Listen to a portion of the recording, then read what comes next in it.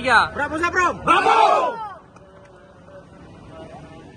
Syadaralun, komunitas Satuan Brotherhood Otomotif dan Musik atau Sabrom Loksmawe melaksanakan sahur on the road ke panti asuhan, rumah sakit, dan juga berbagai persimpangan tempat mangkal abang becak pada Minggu 16 April 2023. Mereka membagikan ratusan nasi sahur bagi anak-anak yang tinggal di panti asuhan, membagikan nasi bagi keluarga pasien miskin di rumah sakit, dan juga membagikan nasi bagi para abang becak.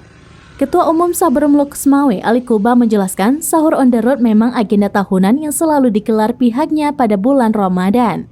Khusus tahun ini, kegiatan ini mereka gelar bertepatan dengan anniversary ke-17 Sabrom. Tujuan kegiatan ini selain meningkatkan silaturahmi antar anggota Sabrom Loksmawe, juga sebagai bentuk rasa kepedulian kepada masyarakat kurang mampu. Ikut serta pada kegiatan ini, komunitas TKCI Toyota Kijang Club Indonesia Cabang Loksmawe.